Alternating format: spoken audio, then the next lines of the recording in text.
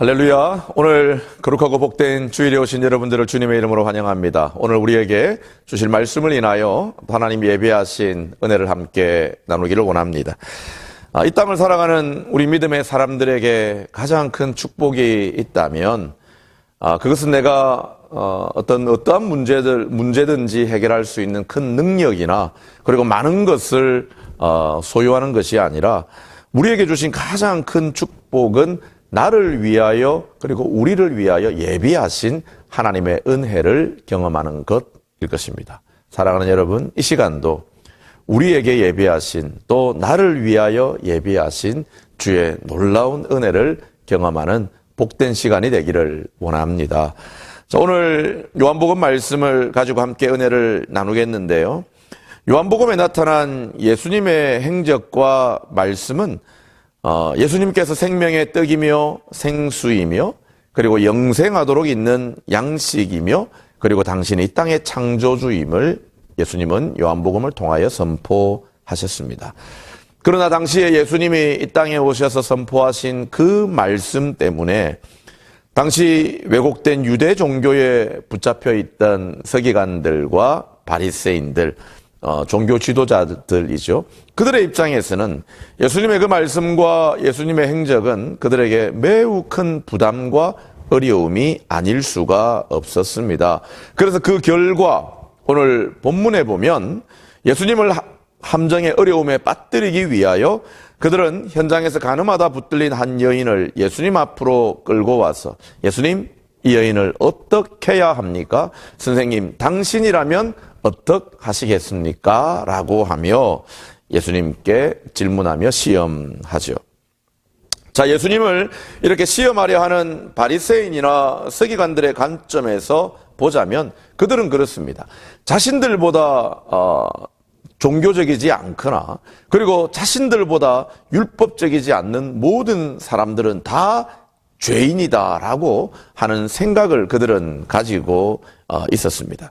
자, 그런 그들에게 예수님을 시험하려 하는 그 종교 지도자들 앞에 오늘 본문에서 예수님이 하시는 그 말씀을 우리가 다시 한번 새겨보며 오늘 우리에게 또 동일하게 주시는 그 예수님의 은혜를 오늘 본문을 통하여 발견하기를 원합니다.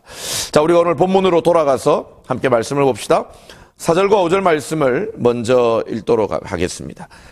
예수께 말하되 선생이여, 이 여자가 가늠하다 현장에서 잡혔나이다.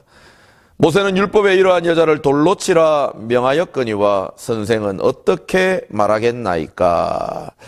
자, 이 4절과 5절은 서기관들과 바리새인들이 이 현장에서 가늠하다 잡혀온 여인을 붙잡고 예수님께 데려가서 예수님께 하는 질문이죠. 근데 사실은 여러분 그렇습니다. 이들이 이 가늠한 여인을 예수님 앞에 세웠던 이유는 정말 예수님께 어떤 충고를 듣기 위함이 아니었잖아요. 그리고 그들이 가늠한 여인을 어떻게 처리해야 하는지 모세의 율법에 기록된 것을 몰라서 물었던 것도 전혀 아닙니다.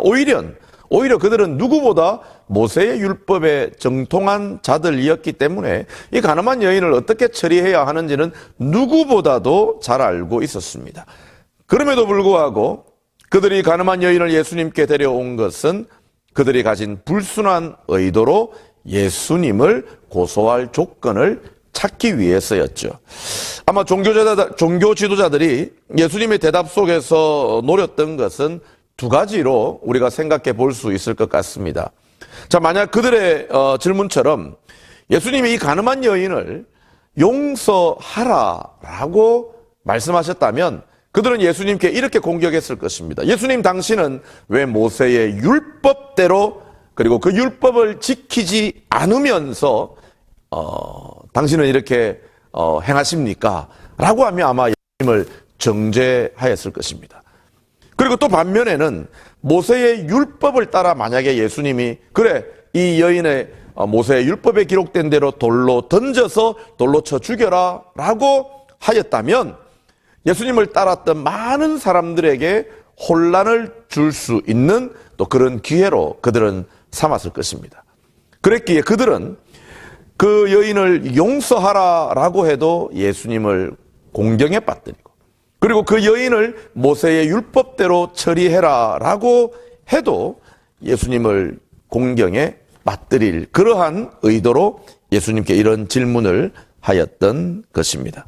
그러나 그들의 계략에 예수님은 넘어가지 않으셨죠.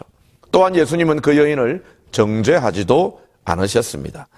다만 예수님을 시험하려는 그들의 마음을 잘 아셨기에 그들의 질문에 대답 대신 몸을 숙여 땅에 무언가를 쓰기 시작합니다. 그런 후에 예수님은 말씀하시죠. 7절을 함께 읽읍시다. 그들이 묻기를 마지 아니하는지라 이에 일어나 이르시되 너희 중에 죄 없는 자가 먼저 돌로 치라 하시고. 여러분, 그들의 질문에 예수님이 묵묵히 땅에 무언가를 쓰시다가 일어나서 하시는 말씀이 너희 중에 죄 없는 자가 돌로 치라라고 하셨어요. 어떤 글을 보다 보니까 그런 글을 본 적이 있습니다. 예수님께서 바리새인과 서기관들의 질문을 받으시고 땅에 엎드려서 땅에 무언가를 쓰셨다고 했잖아요. 대체 예수님이 어떤 내용을 쓰셨을까라는 궁금증은 너무나 당연한 것이고, 그리고 예수님이 글을 쓰실 때에 어떤 언어로 쓰셨을까? 히브리어로 쓰셨을까? 혹은 아람어로 쓰셨을까? 아니면 헬라어로 쓰셨을까? 이런 궁금증을 가진 그런 글을 본 적이 있습니다. 예수님이 어떤 언어로 글을 쓰셨는지, 또 어떤 내용을 쓰셨는지, 그것은 그 누구도 알 수가 없습니다. 중요한 것은 예수님이 하신 말씀이죠. 일어나 너희 중에 죄 없는 자가 돌로 치라. 죄 없는 자가 돌로 치라. 여러분, 이미 말씀드린 대로 모세의 율법에는 특별히 신명기 22장 22절 이하의 말씀에 보면 가늠한 여인이 붙잡히게 되면 돌로 쳐 죽여야 한다라고 기록이 되어 있습니다. 그래서 하나님의 법인 모세의 율법을 따라 가늠하다 현장에 붙잡힌 여인은 돌에 맞아 죽는 것이 마땅하다고, 그것이 법이다고, 그렇게 행하는 것이 공의요 정의라고 바리새인과 서기관들은 주장하는 것이었습니다. 그러나 오히려 예수님은 그들의 요구대로 하는 것이 아니라 오히려 그들을 향하여 너희 중에 죄 없는 자가 돌로 치라 라고 말씀하시며 다시 무언가를 손가락으로 땅에 쓰고 계셨어요. 여러분, 이 장면에서 한번 상상해 보십시오. 예수님이 그 말씀을 하신 그 장면 가운데 여러분, 그리고 8절 9절 말씀을 보면 그 순간 정적이 흐릅니다. 누구도 대답할 수가 없었고 누구도 뭐라고 말할 수 없는 팽팽한 긴장감 속에 여러분 그 상황이 있는 거예요. 많은 군중들이 보고 있는 가운데 여러분 한 여인이 있고, 그리고 그 여인을 둘러싼 수많은 사람들과, 그리고 한켠에는 여러분 종교 지도자들, 그리고 그 앞에는 예수님께서 무언가를 쓰고 계셨습니다. 여러분, 예수님의 이 말씀 앞에 정적이 흐르고 팽팽한 긴장감 가운데 여러분, 이 바리새인과 서기관들이 예수님을 곤란에 빠뜨리기 위해 던졌던 질문이 오히려 그들에게 부메랑이 되어서 자신들에게 돌아갔기에 이제 그들이 대답을 해야 될 차례였습니다. 만약에 자신들이 가늠한 여인을 향해 돌을 던지면 나는 죄가 없는 자다라는 것이 되기 때문에 오늘 말씀에 보면 그들은 그렇게 하지 못하였다라고 나와요. 여러분, 9절 말씀에 보면 뭐라고 되어 있습니까? 그들이 양심의 가책을 느꼈다라고 해요.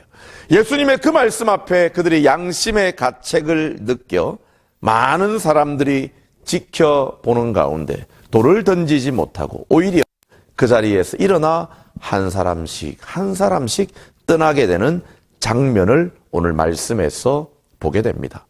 여러분, 때로는 우리가 말씀을 읽으면서 한번 그 장면을 상상해 보면 정말 그 말씀의 은혜가 우리에게 더욱 깊이 와닿습니다. 여러분, 이 장면을 한번 다시 생각해 보시기를 바랍니다. 로마서 3장 23절 말씀에 보면 모든 사람이 죄를 범하였음에 하나님의 영광에 이르지 못하였다라고 그렇게 말을 합니다. 여러분, 당시에 그 자리에 있던 모든 사람들, 그리고 여러분 바리새인과 서기관들조차도 양심의 가책을 느꼈습니다. 그래서 그 자리를 떠났다라고 성경은 기록하고 있죠. 결국에 그 자리에는 예수님과 가늠한 그 여인만, 예수님과 그리고 모든 사람이 죄인이라고 하는 그 여인만 남게 됩니다. 사랑하는 여러분, 저는 이 말씀 앞에서 다시 한번 우리가 이 시간 먼저 고백하기를 원하는 것은, 저와 여러분도 예수님의 말씀 앞에서 진실해야 합니다. 너희 중에 죄 없는 자가 먼저 돌로 치라라는 그 주의 말씀 앞에 모든 사람들이, 심지어 바리새인과 서기관들조차도 자신이 죄인임을 깨닫고 양심의 가책을 입었다고 하였습니다. 가늠하다 현장에서 잡힌 그 여인이든, 그녀를 붙잡아서 그 자리에 두었던 종교 지도자들이든, 그리고 이 시대를 살아가고 있는 우리들이든, 여러분, 예수님의 말씀 앞에, 예수님 앞에 우리 모두는 죄인입니다.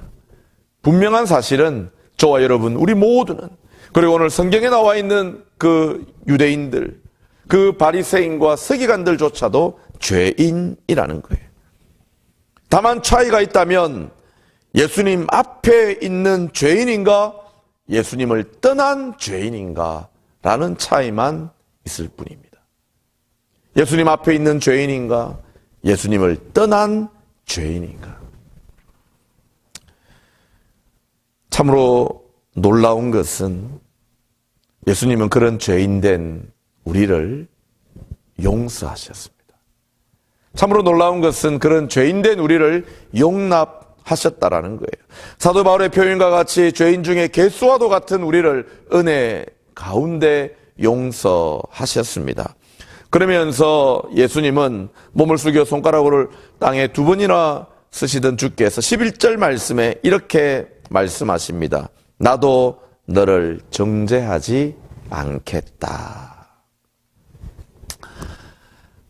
사실 여러분, 이 정죄라는 단어를 보면요, 이 법적으로는 매우 무서운 말입니다. 왜냐하면 유죄 판결을 내린다라는 거죠. 한마디로 말하면 너는 죄인이다 라는 것이 바로 정죄입니다. 모세의 율법대로 보자면 그 율법에 따라 유죄 판결을 받아서 죄인인 너는 돌에 맞아 죽어 마땅하다라는 거예요.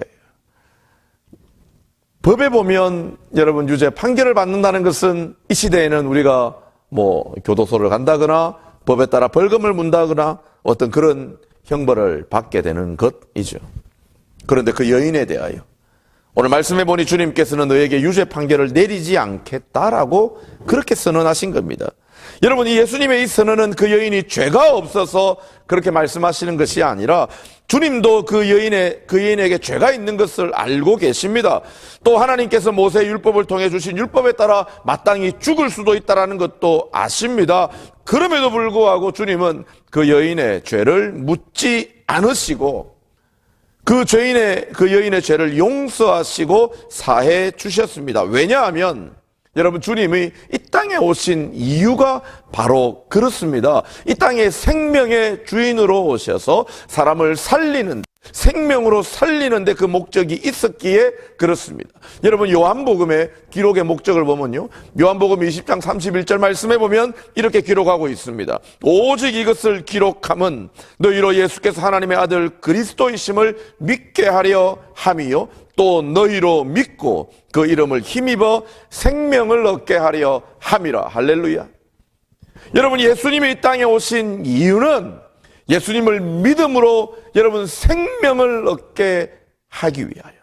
여러분, 그랬기에 예수님은 비록 죄를 지었고 죄인인 그녀, 그리고 비록 죄를 지었고 죄인인 우리들조차도 예수님은 심판하고 멸하려 오신 것이 아니라 우리를 살리려고, 무엇보다 생명을 주시려고 이 땅에 오셨기에 예수님은 그 여인을 용서하셨던 것입니다. 그 결과로 돌에 죽어 마땅한 그 여인이 죽지 않는 그런 은혜를 입게 되었습니다. 사랑하는 성도 여러분, 저는 오늘 말씀을 보면서 이 여인만이 주님으로부터 그러한 용서의 은혜를 받은 사람이 아니라는 것 다시 한번 고백합니다.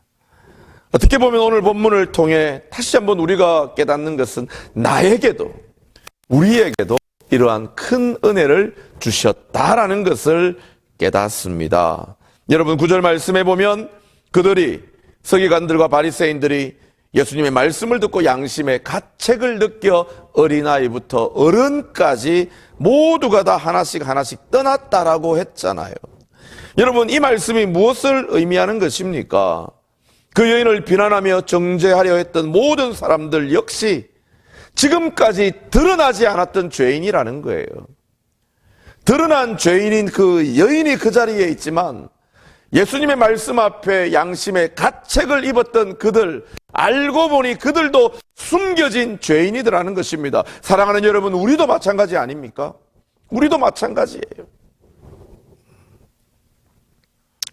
저는 오늘 이 시간 우리 모두가 예수님의 말씀 앞에 우리 또한 죄인이며 그리고 그 자리를 말없이 떠났던 양심의 가책을 입어 하나씩 떠났던 그들과 같은 존재임을 주님 앞에 고백하기를 원합니다.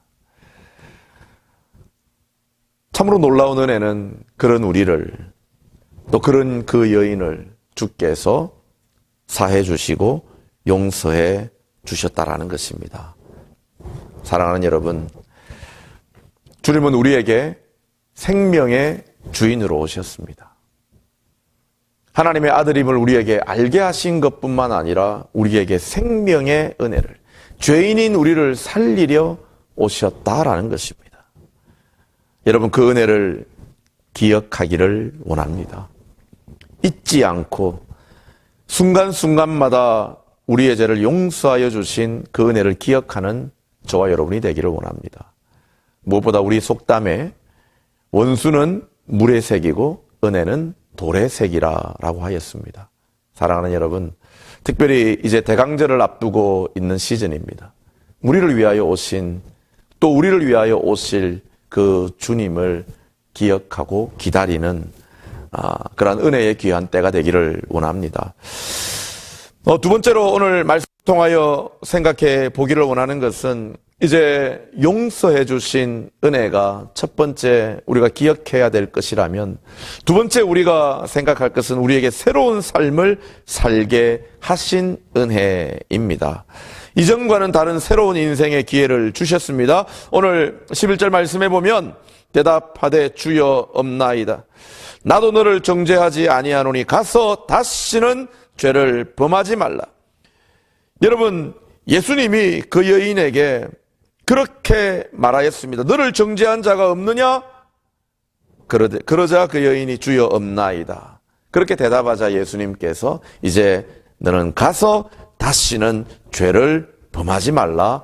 다시는 죄를 범하지 말라라고 말씀하십니다. 사랑하는 여러분, 예수께 용서함을 받은 자는 이제 죄를 떠나 죄에서 떠나는 것으로 끝나는 것이 아니라 날마다 우리를 새롭게 하시는 그 은혜를 따라 새로운 삶을 살아야 하는 줄 믿습니다. 고린도서 5장 17절 말씀 누구든지 그리스도 안에 있으면 새로운 피조물이라 이전 것은 지나갔으니 보라 새 것이 되었도다 라고 말씀하셨습니다. 사랑하는 여러분, 하나님의 우리를 향한 뜻은 구원과 거룩함입니다. 예수님께서는 죄인들을 멸망시키기 위하여 오신 것이 아니라 우리를 죄에서 건져내어서 다시는 죄를 짓지 않는 죄를 떠난 거룩한 백성으로 우리를 살게 하기 위하여 오셨습니다. 하나님의 우리를 향한 뜻은 거룩한 삶, 날마다 그리스도 안에 거하며 날마다 그리스도와 동행하는 삶을 살기를 원하는 줄 믿습니다. 그러므로 여러분, 과거에 우리가 연약한 죄인의 모습으로 그리고 숨겨진 드러나지 않는 죄인의 모습으로 살았다면 이제는 예수님이 오심으로 말미암아 우리의 모든 죄가 드러났고 이제 드러난 그것으로 끝나는 것이 아니라 용서함을 입었기에 이제 그 용서함의 은혜를 가지고 날마다 새로운 삶을 향하여 나아가야 하는 줄 믿습니다. 사랑하는 여러분, 우리가 새로운 존재가 되었다는 것은 얼마나 놀라운 은혜입니까? 그리스도 안에서 여러분 새로운 삶을 살아간다는 것은 여러분 이런 거예요. 여러분 강물이 흘러가잖아요. 여러분 강물이 흘러가서 결국에는 어디로 갑니까? 바다로 흘러갑니다. 바다로 흘러가는데 여러분 민물이었던 그 강이 흘러 바닷물로 들어가면 뭐가 됩니까? 소금기를 띤 짠물이 되잖아요. 바닷물이 되는 거예요.